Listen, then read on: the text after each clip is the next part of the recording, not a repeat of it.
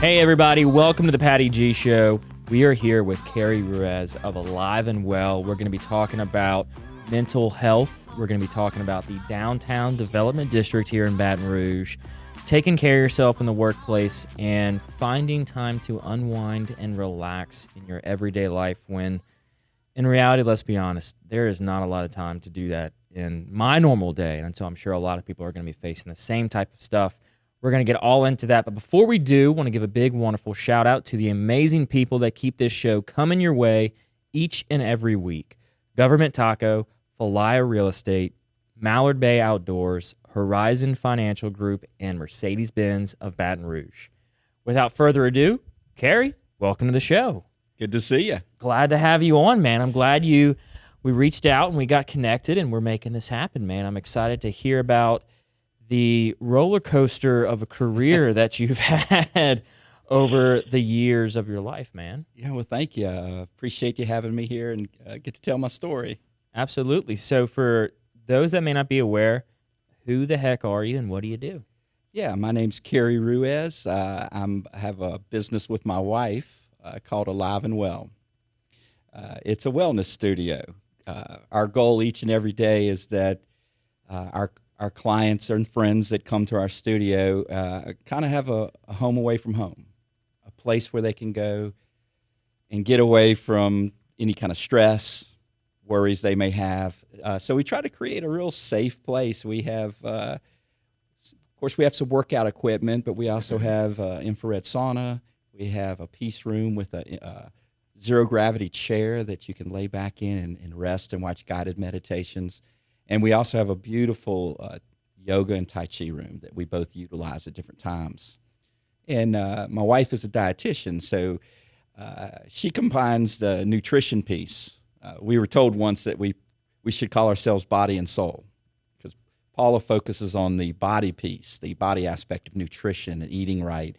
And then my piece is working on Tai Chi and working as also a life coach, working with people to determine their spirit and what they want to do with their lives or what they want to do with their health and that kind of thing.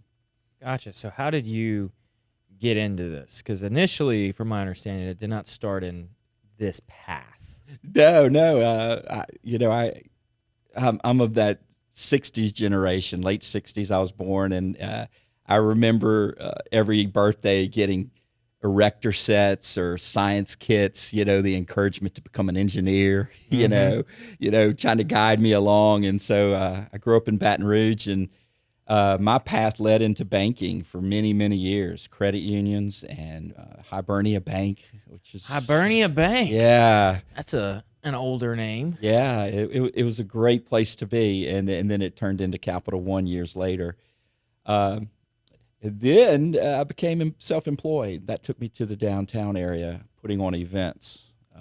So how did you leave the banking industry, which is kind of seen as like this very stable, people go here for security, and then kind of hop it on your own? Yeah, it's really amazing. People ask me that all the time. I was working in banking. I loved the people I worked with. I loved going to work each day, but it wasn't my heart and soul.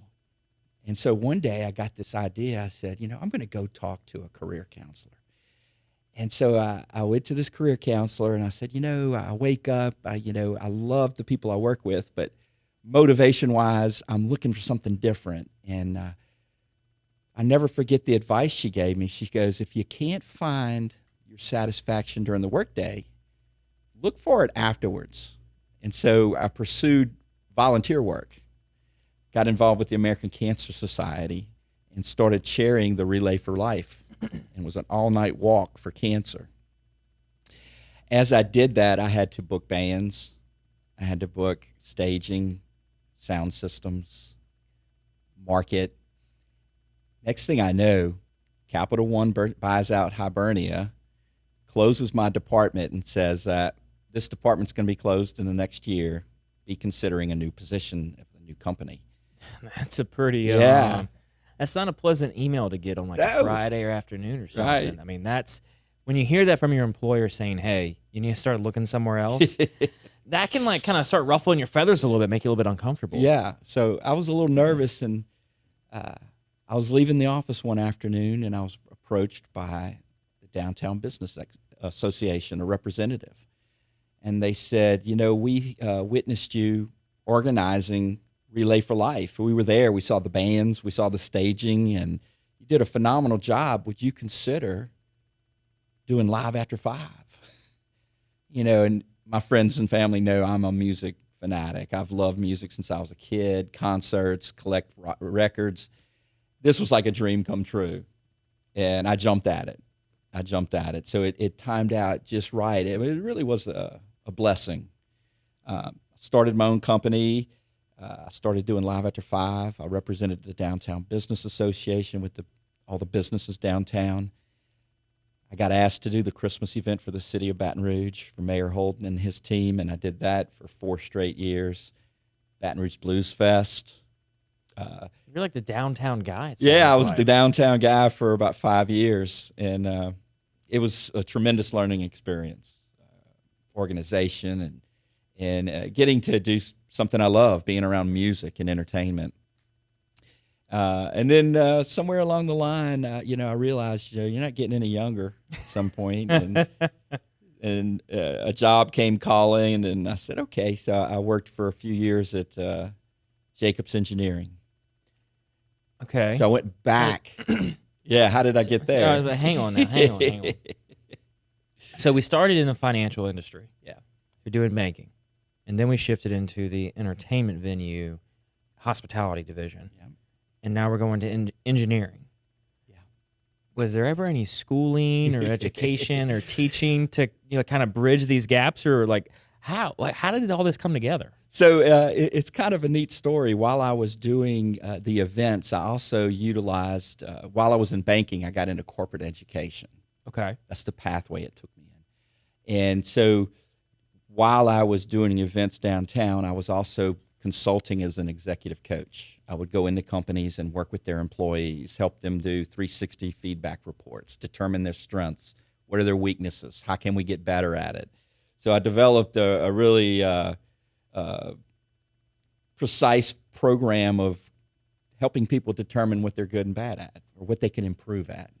Development opportunities, we call them, right? And so the job at Jacobs was very, very similar to Capital One in Hibernia.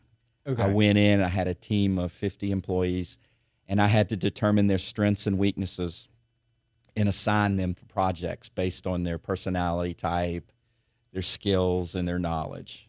That's a pretty important role to have within that size of an industry. Yeah, it was it was a great job. A lot of stress, and it taught me a lot about work-life balance. And I guess if you would get someone to rate what I did back then, they'd say, well, he definitely was a feeler type person. Yeah, I was more on the sensitive side. It was a great experience, but my new position came up. Well, I wouldn't say position, opportunity with my wife. It was kind of a dream come true. She had a business for over 20 years at the time, and she's a nutritionist, dietitian, personal trainer. She teaches yoga, and she was finding that that's what she really, really loves, but the task of running a business were keeping her away from the things she loved. QuickBooks. Yeah, there's a strong disconnect. Yeah. For entrepreneurs loving their craft and then actually having to focus on the business side. Right. The working on your business and not the working in your business. Yeah. It's very different. And for some that love the craft of being in their business, then on the business almost like takes a back seat. Yeah.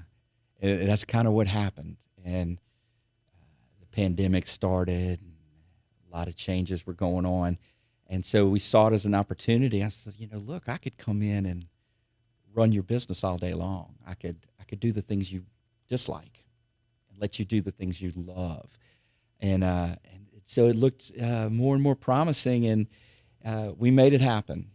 We said, let's do this. But of course, I wanted a piece of that. Well, I was about to say, hang on now. So we've got a husband-wife dynamic occurring. Yeah. Where the wife is 100% owner of the business, And I mean, we're not going to get into your whole tax situation and married filing joint versus married filing separate, but you've got this ownership that she has inside of her of I've done this for 20 something years. This is Right. mine. It almost becomes like a child for some entrepreneurs. They've built Yeah. this, they've grown this, they've nurtured this business to be what it is. And then now to have this husband who's been kind of going all across the board to now say, "Hey, I'll come help you with your business. I want a little piece of the action." How was that conversation, and how did you approach it? You hit on it perfectly. It was real. Yeah, I'm coming in, corporate education, executive coach. And Right. I'm going to tell her how to do this. She sure she doesn't took that know. really well. Yeah. And she's like, your shirt's wrinkled, or you put on a different shirt, put on a different pair of pants, and I'm like, that doesn't matter. I'm going to be doing workouts and stuff. They're not going to see me, And so we both. I guess that was why we love each other so much, is we can communicate, and at the end of the day, we sit back and we go, you know what, these things that we worry about and demand are because we care so much about what we're doing, and so I had no problem. I understand what that business means to her. I understand that if I have to get up a little early and press my shirt, I'll do it, And if she has to take some advice from me on operational issues, she will do that, right? So it definitely requires communication. And, it's funny, we come in and she goes immediately to her task.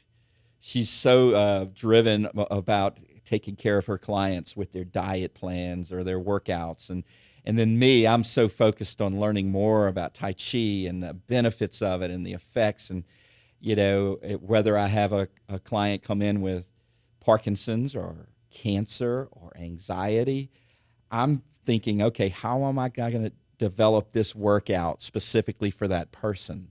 And so we kind of go to our separate little corners and we do our thing. And then when it's our time to use the big room, we come and go, right? We pick our music and we get it going. So it's really been, we've been doing this almost 3 years now. And it's a joy to wake up each day to do a job that you love so passionately that people tell you they see it. They see how passionate you are.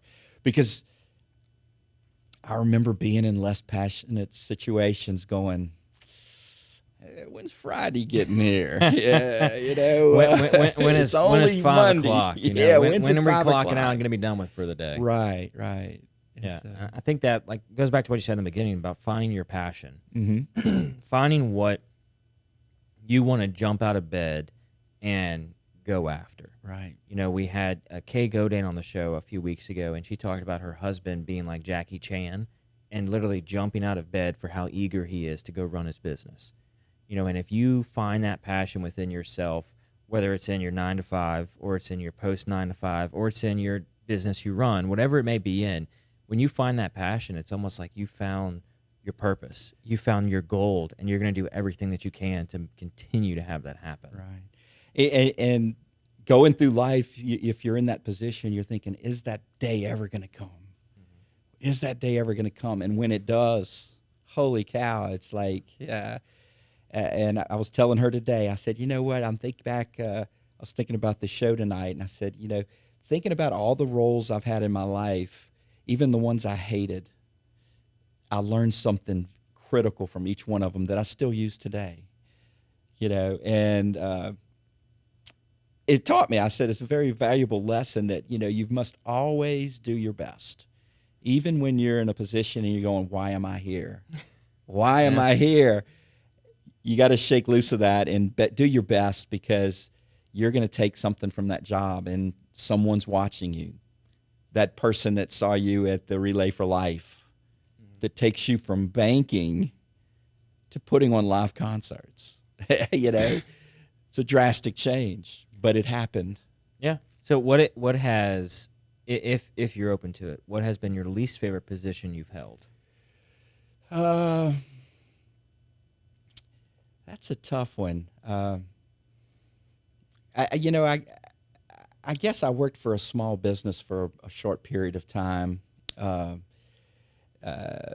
years ago that I went from a big banking situation with a ton of people to an office with like 2 people. And That's drastic. it was drastic. And I was brought in to be like a manager, operational manager type thing. And it just was, like you said, so drastic that as a people person, it was just such a big change. And, that's after the banking world. That's after the Jacobs world. That's after putting on live concerts and the Christmas event with 20,000 people to an office with 1 or 2 people. And that was probably the situation where I was craving that people person in me I felt like I wasn't being able to serve somebody. And that's kind of been critical to all the roles I've had, being able to serve someone or help someone in some capacity. And I felt that was missing at that time. And so you appreciate it even more now that I'm in a role that I can do that. I can do it 7 days a week if I want to. Yeah, you control when you're able to help that person and how many people you're able to help at a time. Right, right. So the music scene in Baton Rouge, when you were handling Live After 5, I mean, what was that like? And what year are we in for some So we're timeline talking, reference? 2007 through 2012. Okay, so 5. That's a pretty long stint. Yeah. So the way it works is Downtown Business Association. That is their fundraiser. Okay. So your role, my role was actually like a marketing and executive director. So when Live After 5 wasn't going on, it was 8 weeks in the spring and 8 weeks in the fall. You were to be downtown helping create cohesion. All the businesses work together. And I remember when I first started, I came downtown, I had my coat and tie on. I was going to change the world, I wanted to create this communication that I had learned through all my education and corporate training skills. And so Live After 5 was only a piece of it. The other piece was to create success downtown, the new downtown Baton Rouge. And so the music piece was exciting. It was fun. I really focused, you can probably look back at the history of Live After 5 and see how it changes. And I guess through my stint, I put a real heavy focus on local bands. Okay. There were so many, I would get calls all week about these passionate and very talented local bands that getting an opportunity to be on the stage at Live After 5, they do it for free. Of course, we didn't, but it was just so critically important to them. And I was like, and they had their legions of local fans that would write me letters, please book this band. They're so good. So, it was fun. It was a challenge, getting street closures and getting sponsorships and booking the bands and signing contracts. And, there's a lot to do to it, doing the advertising and design. It was a lot of fun. I don't know. It was a learning experience. It helped me leap forward towards the Blues Fest. We had Johnny Winter play. It was quite an experience there. And then I guess the one that tops it all off is the city's Christmas event. We had 3 stages. We had music on 2 stages. We had 5,000 pounds of snow. Snow in Baton Rouge. Fireworks. Fireworks on the Mississippi. And, I guess one of my proud moments each year was this more or less a 10-minute window. I guess it tested my abilities of organization, but basically within a 10-minute span, the 10-minute mark meaning the fireworks go off, within that 10-minute span, I had to get a Baton Rouge fire truck off a River Road, up North Boulevard, to the main stage, drop off the mayor and his wife and Santa Claus, get them on stage, get a band off of stage and Ned Fasula's band orchestra put on stage, get to the mic, do presentations, and then I had to coordinate the light of the tree going on at the same time as the fireworks go off on the Mississippi River. And it all had to happen precisely in a 10-minute span of time. And just getting the band off the stage was, and a new one on. Yeah, that is not an easy feat. Yeah. And I think the most fear that I've ever experienced in my whole life was the first year. They have a little box. I'm giving away secrets here. Baton Rouge secrets. Baton Rouge secrets. Okay, let's get them. We had a little red box with a button on it that they would put on the main podium for the mayor. It was just a little box. The key was there was an employee underneath the tree, and so they would watch a sign from me that when the mayor pushed the button, the tree lights would come on. Wait, so it wasn't connected? No, it wasn't connected. So that fear We've was been lied. that first year. I realized at the last minute, did I remind the employee to get under the tree and put the button into the library wall?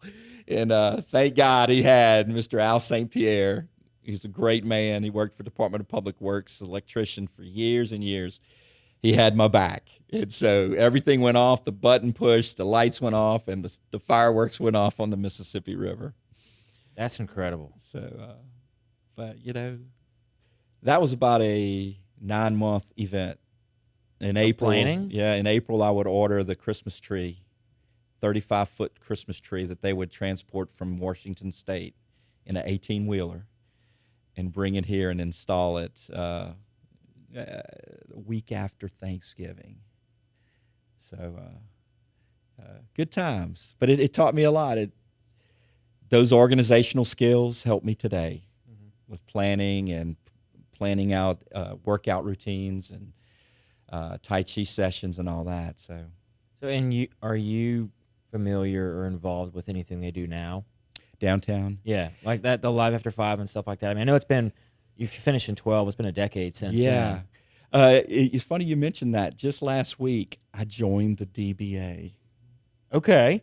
I joined the Downtown Business Association as a small business. And you may say, well, why did you do that? Well, my wife and I have a passion. It's a path we want to take. We have a bunch of ideas. But one of our pathways is to be able to go into workplaces and do wellness fairs, workshops. Maybe she do a 30-minute Pilates or a yoga session, and then I come in and do 30 minutes of Tai Chi or anything like that.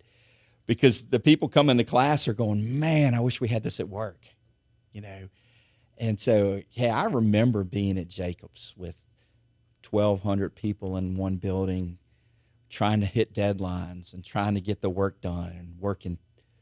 We'd get to work at 6 a.m. and get off at 5 and 6 o'clock at night, It was a real struggle. Your very clients were in the building that you were trying to work for. So you had a lot of stress on your shoulders, and I'm thinking, wow, Tai Chi would do them well, Have a guy come in at 12:30 and let your employees go into the big workout room and do a 15-minute session of Tai Chi to get them through the afternoon or prior to work. And so I joined the DBA because I remember working with all the businesses, and I thought, I want people to know what we do.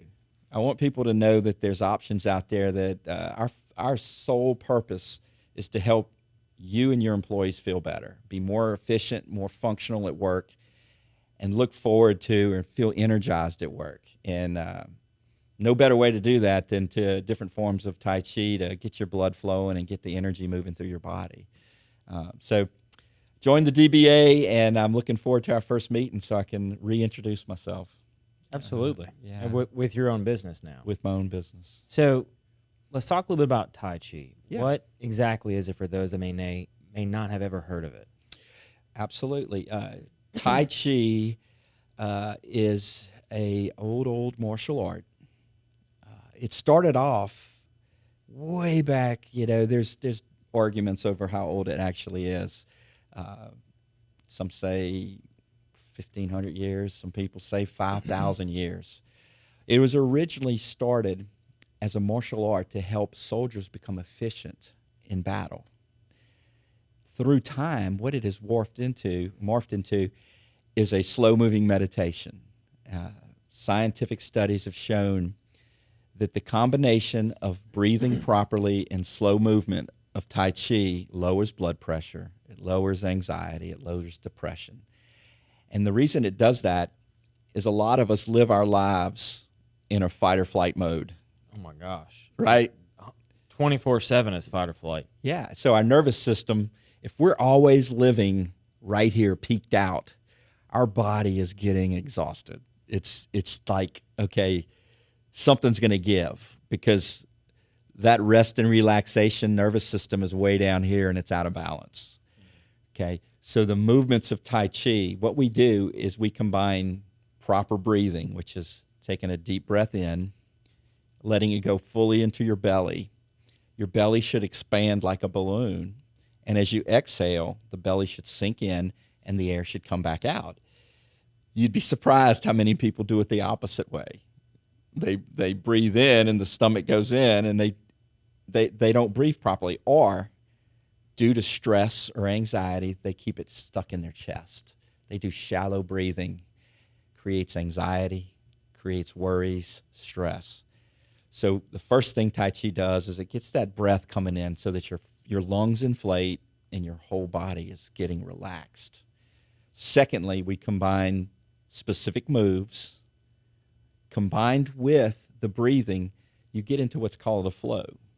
The flow is kind of, I always give an example of if you ever fill your car up with gas and you're in a good mood and you're going to do something fun and you get there and you go, well, I don't remember driving here. You know, you're kind of in the flow. Right. That's what happens with Tai Chi. You're in a room, some soft music is playing. I'm leading you with some visualization. You're not thinking about the bills. You're not thinking about your worries or work tomorrow. For that period of time, you're moving. You're thinking about your next move. You're thinking about breathing. You're listening to this Tai Chi instructor tell you a story about being on the beach with the wind blowing and a soft breeze going by. You're thinking about that, and next thing you know, 30 or 45 minutes have gone by, and you have been in the flow. You've given your body a rest. And what happens is that parasympathetic nerve system starts to balance out. You go from fight or flight to rest and relaxation. And so, what took me into this was the Veterans Administration. My wife and I were looking for opportunities for me to kind of pair up with her yoga and Pilates. What could Kerry do of a physical nature? Right. And we found this program that the VA had created, a whole health program. Whole health meaning whole life healing for an individual. You don't just have to go to the doctor, take medicines, and go home. It teaches, play a part in your own health. Be a part of a community. Have a good diet. Do contemplative issues like activities like yoga, Tai Chi, things that relax your body. So it doesn't teach you just to rely on someone else for your health. It teaches the veterans to have a whole health concept. And so at the same time, we also read that the VA had approved Tai Chi as a form of integrative health for veterans. So that sounded like really, really interesting to me. So I went through this training program and got certified. And now I'm in the VA system. So VA sends me direct referrals that I receive. I accept the veteran, and they typically get up to 30 free Tai Chi sessions, or we like to say complimentary sessions that's insured through the VA administration. So they have determined what a strong effect that Tai Chi has on PTSD. It was very interesting to me, but it didn't really hit home till I started working with veterans and seeing the after effect of doing a Tai Chi session with me. Mm-hmm. It's life-changing.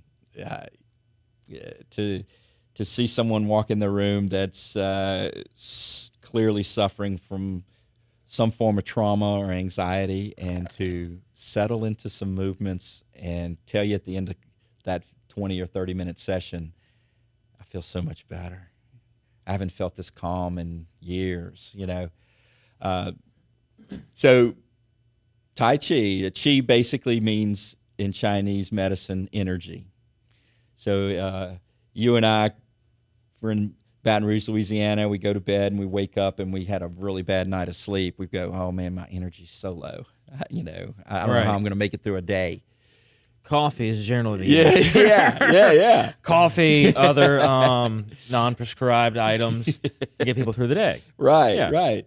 So what they say is my chi isn't flowing. They believe that illness, sickness comes from blockages of energy that flow through the meridians. Okay, I won't get too deep into that, but it's similar if you ever get acupuncture. Mm-hmm. Acupuncturists will put needles in you along the meridians to help you heal. That's what Tai Chi does. We're doing movements which affect the energy in your body.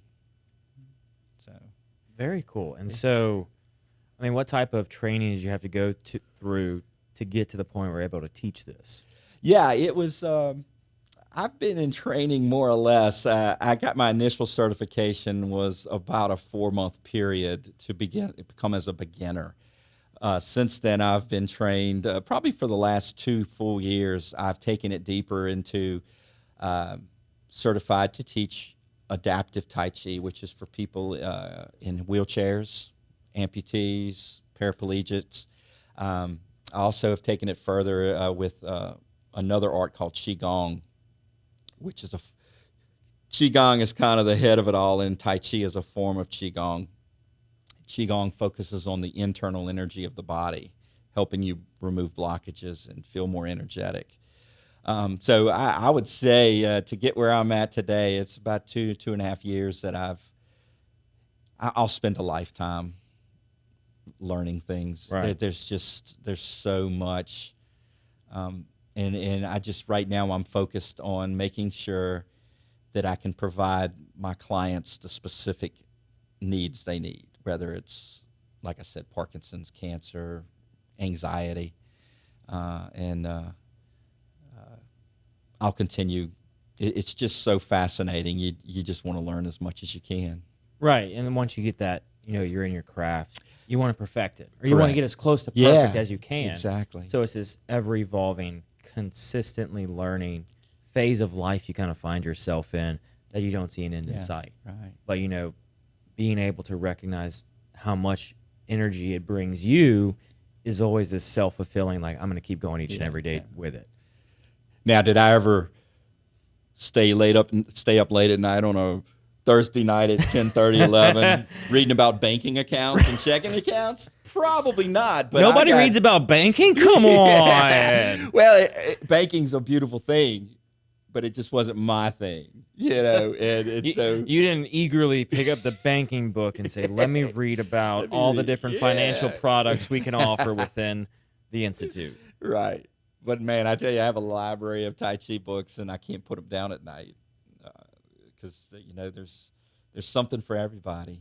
Yeah, it's and everyone has that unique thing that they gravitate towards, and then whenever they become so passionate about it, it slowly builds up this initial intent to gravitate towards that as well, because you're not really selling it, you're just through your experience.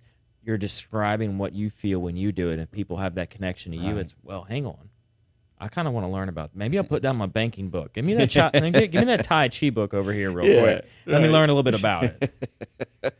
So when you decided to leave the corporate world behind and come to your wife and say, "Look, I'm going to come into the business," how did that conversation go, and kind of what steps were taken to achieve not only a happy business relationship, but a happy marriage? Yeah, she was so supportive. I mean, I guess it starts off with who she is. She is so, I keep using the word passionate, but I definitely married. We married. A lot of us men can recognize we married up. Yeah, and she's just a very kind person, and when she is working a client's menu and and looking at what the doctor said, eat and don't eat. I mean, her focus it's it's pretty relentless. You know, she's going to tell him what's good for him, and she's going to hold him accountable. And she's tough, but her clients know how much she cares about them through her actions. It's hilarious that we'll be strolling through the grocery market, and we'll be passing the cookie aisle, and we'll see some some clients darting off from the cookie section when they see Paula coming. But they say, "Oh no, I'm passing you to get to the vegetables. The fruit and veggie section. It's over this way. I've just got to, really run quickly through this aisle of cookies. I'm not grabbing anything, I promise." Right. So it was an easy conversation because she knew that it was something that would mean a lot to me to be able to provide a service that helped people feel better. B, it was something she was extremely passionate about it already. And C, wow, she's overloaded already, right? I mean, running this business on my own, it's going well, and I'm getting busier. Boy, would it be great to have two bodies here, So do y'all not have any employees within the studios? It's just the two of us, right? Okay. And so we're not a health club, right? You just show up and use our rower, that kind of thing. Every person that comes in our door, we have a customized, specific workout or program for that person. They get our full attention, and I think they love it. That's what you get when you come to Alive and Well. They know we're going to greet them at the door. We got healthy snacks. If you just want to sit down on the sofa here and talk for a little while, everybody tells us it feels so comfortable here. It feels so comfortable here. And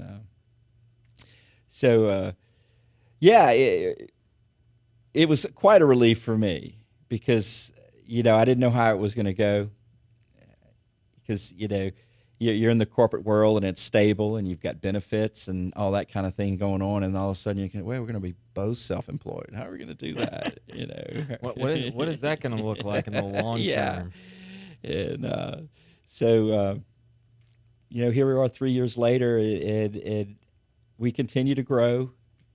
We love what we do every day, and it just like I said I've told you before, we've created a nonprofit now that. It's called Lighthouse for the Body, Soul, and Mind, and its purpose is to provide education for the less fortunate in areas of the body, soul, and mind. Okay. So the people that can't have access to that, we want to have workshops, we want to have programs. We have a deep affection for active agers or the elderly. Both of our passion is with helping people because they're so wise and they have so much energy and so much more to give. And so we want to have dance nights and movie nights and talk about, the nutrition and health aspects of line dancing. There's all kinds of fun things that we plan on doing through our program with the nonprofit. So how did you get to starting this nonprofit? I'll tell you, that was 100% my wife's idea. I was, just kind of blinded by the light I was just getting comfortable with being a small business owner again and working for Alive and Well. My focus was on, learn as much Tai Chi as I can, take care of the books, help Paula as much as I can. And then she comes, hey, why don't we create a nonprofit? I was like, whoa. And so we talked about it, and she showed me her vision. She explained that, this was an educational tool. There's a lot of people out there that are getting improper health. They're not eating right, exercising, overwhelmed by stress. These are opportunities for us to help those people that can't afford it. And so we've slowly moved forward with that. In the last 3 months, I've been going out to various parks in the area on Saturday morning and doing free Tai Chi. So putting up signs, getting the words out on social media, and we've built up to 15 or 20 people that just show up and experience Tai Chi. And so I look at those types of things as gifts to the community that I can do. I can go out, I can do Tai Chi and introduce it to people that have never heard of it before or thought, there's no way I could do Tai Chi. And so they come out and to see the smiles, it's a wonderful feeling to see someone learn a new art and feel better doing it and not have to pay. Right. Well, and I feel like so much in part of what you do revolves around educating people on about the benefits of what you have to offer. Yeah. And so what kind of educational paths or platforms are y'all utilizing to accomplish that? So at the studio, we have created a library. It's an informational library in which it's got every topic you could ask about it. So we make ourselves available regardless of the topic. Blessed to be able to do coaching and leadership. I have a career coaching counseling certification as well. So I work with college-age students that need help determining their career path forward that may have been lost. We advertise it mainly right now through social media. We just went live with our brand new website last week. Thank you, Mesh. Mesh is a past guest of the show. Oh, they're our landlord. We rent from them, so we're blessed. But we went to them and said, we need you to make us look good. We need you to help us spread our message. And Taylor and his team, wow, it's beautiful, as far as what it offers and what it says and its look. And so we're very grateful. So we use social media, we use our website, and word of mouth. We're looking forward soon to be doing some workshops where we work together, again, doing the body and soul thing. Paula talk about the benefits of nutrition, and then I'll do the benefits of exercise and Tai Chi. Gotcha. Yeah. That's incredible, though. Yeah. So, like, are the discussions around the dinner table focused around the business? Or are you all able actually to separate yourselves from the business and personal life? It's funny. It depends. We're usually, I'm definitely the extrovert of the two. She's more introverted. And so after a full day of working with people, she's ready to go chill on the couch with the She dogs. wants to unplug and have some relaxation time. Yeah, big time unplug. And me, I'm, what's next? What's next? Yeah, you're wired. Yeah. It's gotten now. I've gotten over a dozen, 15 or so veterans that I do Tai Chi for via Zoom. So I've got veterans all over East U.S. And so a lot of them like to start early in the morning. So I'm getting trained. I'm an old school late night guy, but lately, 6 and 6:30 in the morning, have to be ready, prepared, have a workout prepared, music done and choreographed perfectly for that individual. We're getting to bed earlier and earlier than we used to be. I guess age is catching up with us. But hey, there's nothing wrong with an early bedtime. Look, we put our kid to bed around like 7:30, and then we're about an hour and a half to follow. So the early bedtime is not just for those of age. How old is your child? He's about 9 months. Oh, wow. But he sleeps. It's exciting, huh? It's very exciting, very exciting. We get about 11 and a half hours of sleep out of him. So we're very blessed and fortunate with that. That is amazing. But yeah, the early to bed, early to rise is kind of, you figure out what works for your life. Yeah. If you work great at 4:30, 5 o'clock in the morning like I do, then you're up that time and you're getting work done. Right. Those that have to do the shift for their actual job is like, it can cause some stress. Yeah. So being able to figure out how do we combat that, how do we get past it and make it work for the sake of the clients, I'm sure it's like an ever-evolving battle. Right. So we talked a little bit before we kind of started filming about the workplace anxiety, the workplace mentality of, especially going through COVID and going through this dynamic shift in work from home, back in the office, work from home, back in the office, Right. hybrid mix. There's a lot that's been happening to the mental state of employees and employers. What have y'all seen on y'all's side for people coming in looking for some help? And then what have you been able to provide them in order to accomplish that? Yeah, every day. I find we've got a lot of clients that have so much on their plate that it's hard to slow down. It's wait a minute, you're asking me to stand here and slowly move and listen to you, and it works. It's amazing. You combine, but you can't sacrifice any of the discipline to it. You have to include the breathing, the movement, the visualization, the metaphors. You have to really be prepared to take them away, right? And so Paula being on the more of the physical side of helping clients with workouts and that kind of thing, people are coming in tired and anxious and sore, and her most popular session probably is restorative yoga. And, to me, it's a little piece of heaven.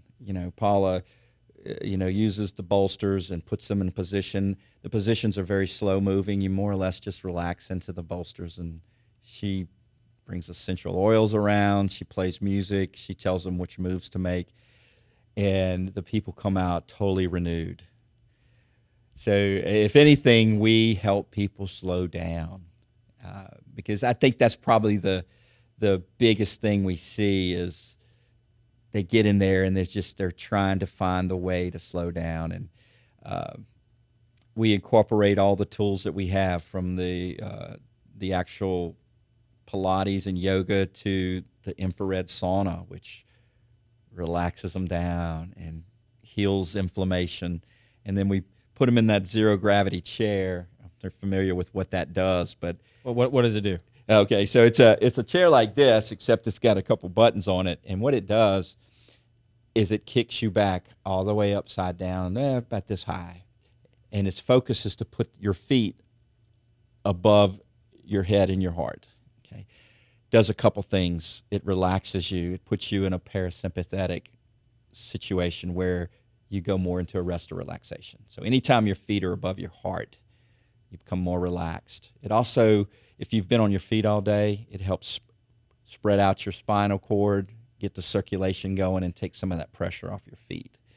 So a lot of people like to tag team the infrared sauna and then go sit in the into the zero gravity chair and relax.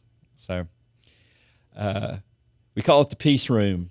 The peace room. Okay. Yeah, we have guided meditations on a big screen, and we consult with them. Hey, what are you in the mood for today? You want to go in the mountains? You want to go on the beach? And we can pull up relaxation videos. Some people prefer biblical studies, so we put Bible studies up for them. And so we everything is customized. We try to make it a place where everybody feels comfortable and can slow down. Right. Yeah. So, I've seen an effect on my own life. I mean, I guess doing it every single day. I'm blessed to be able to do something that helps with anxiety, relaxation every single day of my life.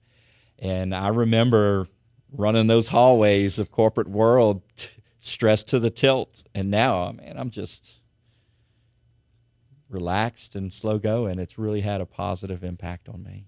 Yeah, you're easier going even within your own business life. Right. I mean, that's when you look at different entrepreneurs or different business leaders and they're on social media, they constantly are talking about this 24/7 work ethic Right. in order to achieve something.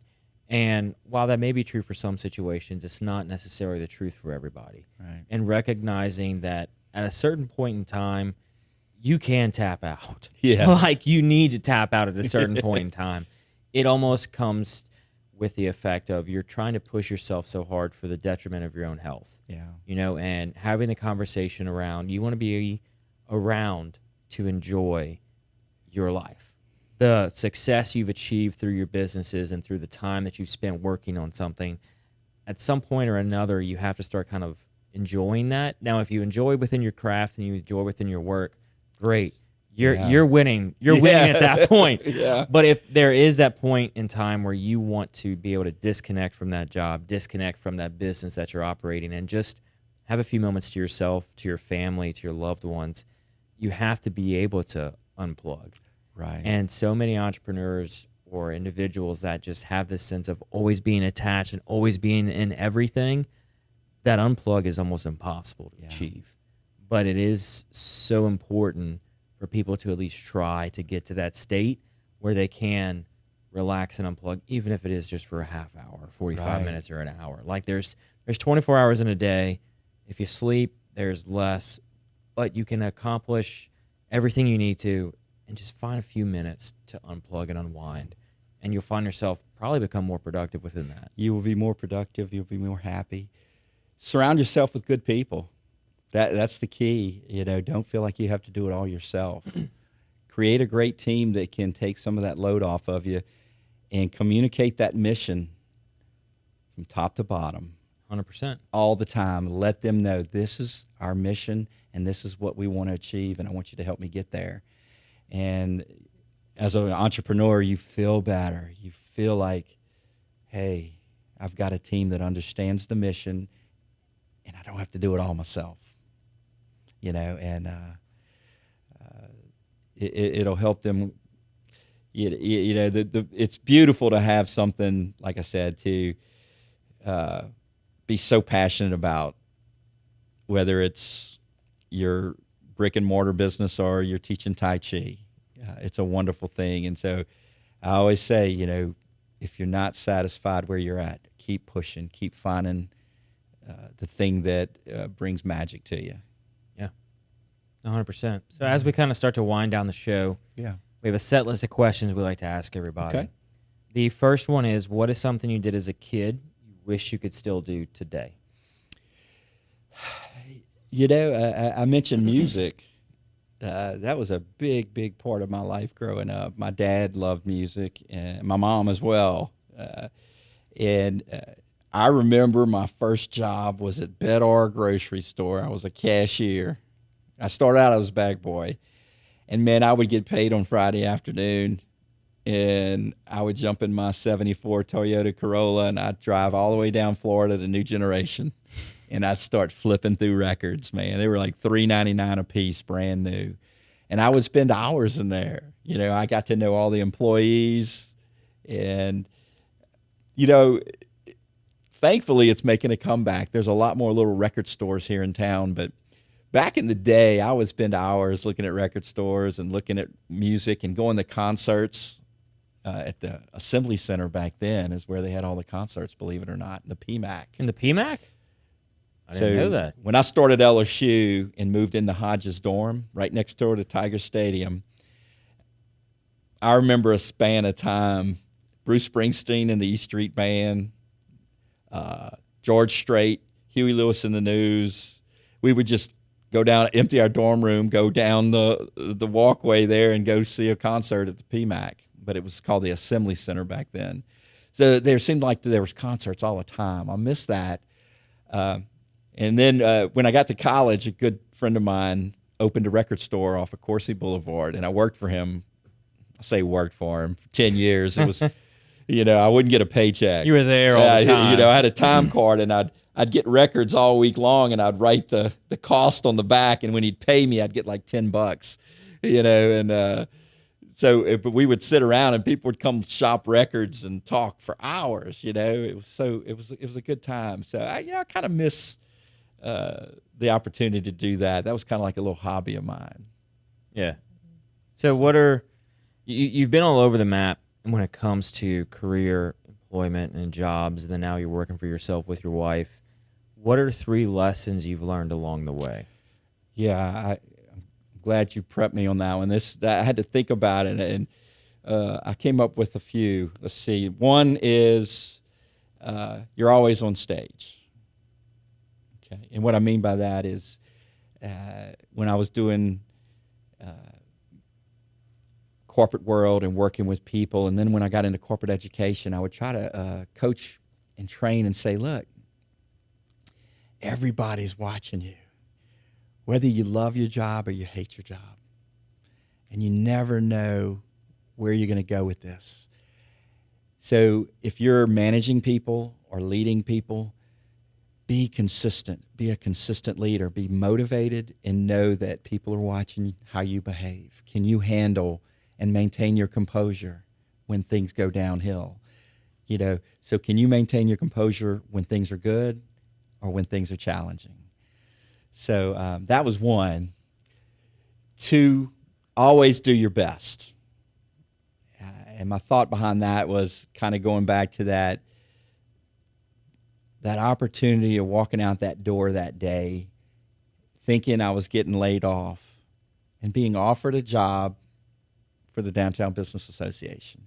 It's because it's important to always do your best, not going to work and let your motivation get you down if you're not motivated. So do your best, go into work hard, get as much as you can done, and give your best to the people that have hired you, because you never know what could happen tomorrow that opens the doors to a new career. Yeah. Right? So do your best. And then the last one, to me, the biggest lesson I've learned through all these roller coaster rides is, for me, at least in my world, it's always come down to serving others. It was the key to my career downtown. It was the key to what I'm doing today. It's, I love sharing this skill with people that helps them feel better, and the rewards are going to come. If I go out and provide complimentary Tai Chi to a group of people and it changes their life, I'm going to get clients down the way. I'll find a way to be able to have a career and make a living out of it. Right? Yeah. So those are three of the key things I learned. I probably learned that through all my mentors growing up in corporate education and training. The mindset was to help people be the best they could be. And so each day, when they came into work, try to spread that message. And so I guess that kind of taught me. I remember years and years ago working at Hibernia. I had just started. We were in the big downtown building, and I don't know if you ever went in there, but it was the corner of 3rd and Main. And you would walk into this huge lobby, and they had glass windows up above. And that's where the president of the bank, his office was up there. And every day around noon, we'd get real busy. The line would come out the door. I mean, man, it was stressful. And I was working the desk. I was opening counts and helping people. And the president would walk to that window, and he'd look down at me, and he'd hit his watch. Like, you're taking too long. So I was like, you're always on stage. Yep. He was watching me. He was watching how we reacted to the people out the door, and we were totally focused on customer service and helping others. So we worked together as a team to get that line knocked out. Love that. So what is something you love about Baton Rouge? I've always loved Baton Rouge. I thought of I don't know if you like old TV shows. You ever watch Andy Griffith? I can't say that I have. It's an old TV show. I know of it. I just can't say I've watched it. Yeah, it's an old TV show about this small town, and the story is about this sheriff, Andy, and he's the sheriff of this small town, and little bitty small town in North Carolina. And apparently he was like the high school superstar, and he dated the homecoming queen. The homecoming queen had moved away to New York City for bigger and better things. And on their 10-year reunion, she comes back to town in this episode, and they kind of get back together. And they're dating, and you're thinking, oh, this is going to be a big thing. And she goes, well, I can't wait to see where we go and when we move back to New York. And he goes, yeah, I don't want to move back to New York. I'm happy here. And she goes, well, why would you settle for this and not want to move to New York? It has everything. And he goes, why would I leave something or somewhere where I already have everything I need? And he loved that town. and they went their separate ways. But, I know at any given time, I have all these things that I love. I can jump in my car. One of my favorite things to do is to drive to Baton Rouge Beach and walk the lakes. I've got all the mileages marked out. There was a time I used to run those lakes. I need to get back on the varsity sports bandwagon and get running with the crew again. But, I love LSU campus. I have my tickets to all the sporting events. I mean, that's just who I am. My family is here. I have, I grew up in Our Lady of Mercy, Catholic High, LSU. That was my pathway in life. And so most of my friends I've had since first and second grade. And I can't imagine finding that anywhere else. Everywhere you move, you're going to have challenges, things that you don't like. But,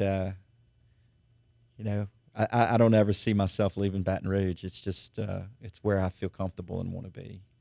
Yeah, it's that place everybody calls home. Yeah. So for the final question, what can I do to help you? Well, if you, this is a tough one. If you hear of anybody that's stressed and overwhelmed. I think I know of a few people, maybe one or two or three, or all of us in the studio over here. Maybe we should have started with that. Started with like a quick 15-minute Tai Chi lesson. We had a whole different episode.